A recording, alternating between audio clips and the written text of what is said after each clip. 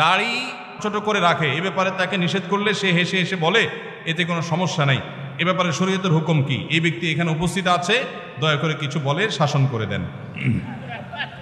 আসামি হাজির। ভাইরা আমার, দাড়ি লম্বা করা এটা নবী সাল্লাল্লাহু আলাইহি ওয়াসাল্লামের নির্দেশ। তিনি বলেছেন আফুল্লুহা আরফুল্লুহা, তোমরা দাড়িকে ছেড়ে দাও। দাড়িকে ছেড়ে দিতে বলেছেন, লম্বা করতে বলেছেন। সাহাবীদের মধ্যে এক মুষ্টির পরে, বুখারীর হাদিসে এক মুষ্টির পরে অতিরিক্ত অংশ কাটার বিষয়টা সাব্যস্ত আছে। এর আগে এক মুষ্টির আগে সাহাবীদের কারো কাছ থেকে, নবী সাল্লাল্লাহু আলাইহি ওয়াসাল্লাম থেকে কোনো হাদিসে দাড়ি কাটা ছাটার কোনো প্রমাণ নাই। এই জন্য সারা বিশ্বের প্রায় সব উলামায়ে ইকরাম একমত যে দাড়ি লম্বা করা ওয়াজিব। কিছু ইখতিলাফ আছে, আরবের কিছু আলেমদের ভিন্ন মত আছে। বেশিরভাগ আলেমদের মতে হলো দাড়ি লম্বা করা কি ওয়াজিব। ইজিপশিয়ান কিছু আলেমদের ভিন্ন মত আছে, আরো কিছু আলেমদের ভিন্ন মত আছে। বাকি মেজরিটি আলেমদের মত হলো ওয়াজিব।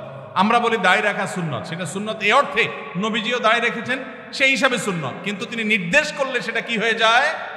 সেটা আমভাবে ওয়াজিব হয়ে যায়, সেই হিসাবে দাড়ি রাখা ওয়াজিব। অতএব ভাই, যদি কেউ মনে করে দাড়ি না রাখলে সমস্যা নাই, তার কাছে সমস্যার ডেফিনিশনটা কি, সংজ্ঞাটা কি? কেউ তো বলতে পারে নামাজ না পড়লেও সমস্যা নাই, কিন্তু একজন মুসলমান মনে করবে আল্লাহর নবীর ওয়াজিব তরক করলে সমস্যা আছে না নাই?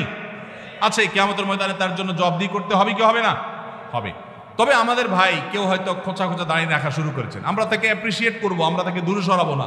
আলহামদুলিল্লাহ ভাই শুরুটা করে দিয়েছেন, ইনশাআল্লাহ আল্লাহ এটাতে বরকত দিবেন।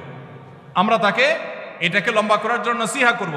তবে সেই সাথে এটাও আমাদের মাথায় রাখতে হবে, দাড়ির চাইতে অনেক ইম্পর্টেন্ট নির্দেশ আছে আল্লাহর, যেগুলো আমরা অহরহ লঙ্ঘন করি। আছে না নেই? এটা শুনে আবার বেদাড়িয়ালা একটু খুশি হয়ে গেছে, যাক আমাদের পক্ষে একটু আসলো। ভাইরা আমার, দাড়ি রাখা ওয়াজিব, সেটা নিয়ে কোনো আলাপ নাই, সেটা নিয়ে কোনো ছাড় নাই। কিন্তু পাশাপাশি আমাদের এটাও মাথায় রাখতে হবে যে আল্লাহর অন্যান্য ফরজ বিধানগুলো মানতে হবে। অনেকে লম্বা দাড়ি আছে, মুখ খারাপ করে, আছে না নাই? বাংলা একটা প্রবাদ আছে, হাজী সাহেবের মুখ খারাপ। কি বলে? হাজী সাহেবের মুখ খারাপ। এই লম্বা দাড়ি নিয়ে মুখ খারাপ করে কি করে না? এই লম্বা দাড়ি নিয়ে দোকানদার দেশি মশারি আর ইন্ডিয়ান মশারি মিশায় দেশি মশারি তেলগুলো বিক্রি করে কি করে না? তাহলে দাড়ি আছে, তিনি ওয়াজিব আমল করেছেন, সবও পাবেন, কিন্তু যেই কাজটা করছেন ওইটা দাড়ি রেখে যে সব পাচ্ছেন তার চেয়ে অনেক বেশি ক্ষতি তিনি করছেন ওই কাজটা করে। ঠিক না ঠিক? এই জন্য আমাদের পরিপূর্ণভাবে দ্বীনে প্রবেশ করতে হবে। আল্লাহ আমাদেরকে তৌফিক দান করুন। কিন্তু সেই সাথে দাড়িও লম্বা করার চেষ্টা করতে হবে। কিন্তু কোনো ভাই করছেন না, আমরা বেশিরভাগ মানুষ অন্যকে নিয়ে পড়ে থাকি। একটা বড় মুসিবত হলো বাংলাদেশে মানুষের, আমরা অন্যের চরকায় তেল একটু। আমাকে আল্লাহ দাড়ি রাখার তৌফিক দিয়েছে, আলহামদুলিল্লাহ। আমি এখন চিন্তা করবো আমার আখলাকটা ঠিক হয়েছে কিনা, আমি বউরে বাসায় গালি দিই কিনা, আমি কর্মচারীদের সাথে চালের মতো ব্যবহার করি কিনা, আমি মানুষের হক মারি কিনা, আমি দেখবো আমার বাকি আর কোথায় ল্যাকিংস আছে সেটা আমি দূর করব। আমি দাঁড়িয়ে আছে, এই জন্য যার দাড়ি নাই তারে খোঁচা মারি করি আমি। এটা তো কোনো মুসলমানের কাজ হতে। আমি চাইবো আমার ভাইয়ের দাড়ি লম্বা হোক, কিন্তু সেই সাথে আমি চাইবো আমার আরো যে দুর্বলতা আছে সেগুলো যেন দূর হয়। আল্লাহ আমাদেরকে আমলের তৌফিক দান করুন। মেসেঞ্জার গ্রুপ চ্যাটিংয়ে SMS এর মাধ্যমে ইজাব কবুল হয়েছে। দুজন সাক্ষীও ছিল মেসেঞ্জারে, কোনো মোহর উল্লেখ করা হয়নি। এখন বিবাহ হয়েছে কিনা? মেয়ের বয়স 13 বছর। আজকাল আমাদের অনেক যুবকরা আল্লাহর শরীয়তের সাথে তামাশা করে। তামাশা, এগুলো আল্লাহর শরীয়তের সাথে কি তামাশা? দিন কোনো ফাইজলামির নাম না ভাইরা আমার, সিরিয়াস ইস্যু। অনেকে আল্লাহকে সাক্ষী রেখে বিয়ে করে। এটা হলো অতি ভালো সাজা। অতি ভালো সাজা তো চোরের আলামত। এত মানুষ থাকতে, আল্লাহর বান্দা থাকতে আপনি আল্লাহরে কেন সাক্ষী বানাচ্ছেন? এই বিয়েগুলো বিশুদ্ধ নয়, এগুলো বিশুদ্ধ নয়, এগুলো জেনা হবে। বিবাহের জন্য দুজন সাক্ষীর উপস্থিতি, ইজাব কবুল থাকতে হবে। এই মেয়ে, বাচ্চা মেয়ে, তার বাবা কোথায়, মা কোথায়, অভিভাবক কোথায়, কোথাকার মেয়ে, জেনা করতে গিয়ে অনেক যুবককে শয়তান নেক্সট সুরতে ধোঁকা দেয়। তারা মনে করে আমরা হালাল করছি, অথচ তারা জেনায় লিপ্ত আছে। আল্লাহ আমাদের যুবক ভাইদেরকে হেদায়েত দান করুন। এগুলো জায়েজ নাই ভাই। কোনো ব্যক্তি যদি তার সম্পত্তি 5 জন সন্তানদের মধ্য থেকে একজনকে বাদ দিয়ে 4 জনকে লিখে দিয়ে দেয়, সে ব্যক্তি মারা গেলে তার জানাজা নামাজ পড়া যাবে কিনা? ভাইরা আমার, আমাদের দেশে অনেকে এই কাজটা করেন, তেজ্যপুত্র করেন। প্রচলিত আইনে তেজ্যপুত্র কোথাও থাকতে পারে, কিন্তু ইসলামে তেজ্যপুত্র বলতে কোনো কিছু নবী করিম সাল্লাল্লাহু আলাইহি সাল্লাম পরিষ্কারভাবে নিষেধ করেছেন, কোন মুসলমান অন্য মুসলমানকে ত্যাগ করে চিরকালের জন্য তার সাথে সম্পর্ক ছিন্ন করে ফেলবে, এটা জায়েজ। লা ইয়াহিল্লু লিমুসলিমিন আন ইয়াহজুরা আখাহু ফাওকা সালাসি লায়াল। 3 দিনের বেশি কোনো মুসলমানের সাথে অভিমান করে সম্পর্ক ছিন্ন করা জায়েজ আছে? নেই। এখন সন্তান খারাপ, যত খারাপ হোক, আপনি সন্তানকে তথাকথিত তেজ্য পুত্র করলেন, করে কোনো সম্পদ দিলেন না, বঞ্চিত করলেন, আল্লাহর কাঠগড়ার আসামি হবেন।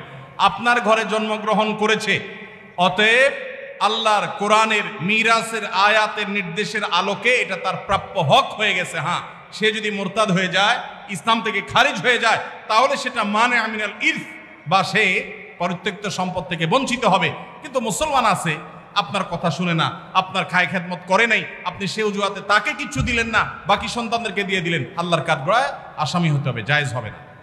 এখন এইটা যদি কোনো লোক করে, জীবদ্দশা দিতে চায়, তাহলে সমান হারে দিতে হবে। এক সাহাবী নবীজিকে এসে বলছেন, ইয়া রাসূলুল্লাহ, আমার সন্তানকে অমুক ছেলেকে আমি এটা দিয়েছি। নবী সাল্লাল্লাহু আলাইহি সাল্লাম বলেছেন, বাকি সবাইকে দিয়েছো? বলেন না, দেই নাই।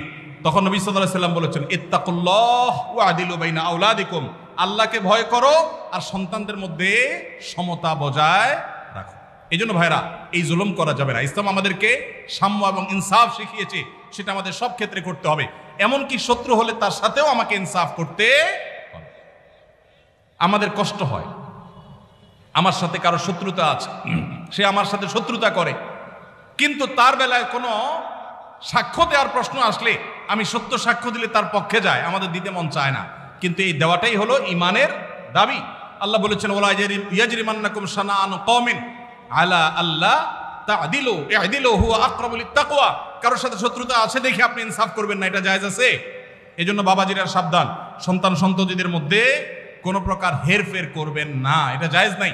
সেই সন্তান যদি খারাপ হয়, সে আল্লাহর কাছে দায়ী হবে, ভিন্ন কথা। তো আপনি তাকে সম্পদ থেকে বঞ্চিত করতে, হ্যাঁ, যেটা আপনি করতে পারেন, একটা সন্তান নেককার, মাদ্রাসায় পড়ে, দিনদার, ওকে একটু সম্পদ বাড়ায় দিলেন তার দিনদারিতার কারণে, সেটা জায়েজ আছে। কিন্তু একজনকে টোটাল বঞ্চিত করলেন, আরেকজনের নামে সব লিখে দিলেন, এটা কিন্তু জায়েজ হবে। এখন কোনো মুরব্বী যদি এই কাজ করেন, তিনি মারা গেলে তার জানাজা পড়া যাবে না, এমন কোনো কথা নেই। তার জানাজা পড়বেন, কিন্তু তিনি আল্লাহর কাছে দায়ী থাকবেন। সন্তানদের কর্তব্য হলো, বাবা যাকে বঞ্চিত করছে আমাদের ভাগ থেকে তাকে দিয়ে আমরা ব্যালেন্স করে ফেলবো, তাহলে আশা করা যায় আল্লাহ তাআলা বাবাকে হয়তো মাফ করবেন। আস-সুন্নাহ ফাউন্ডেশন, উম্মার স্বার্থে সুন্নাহর সাথে।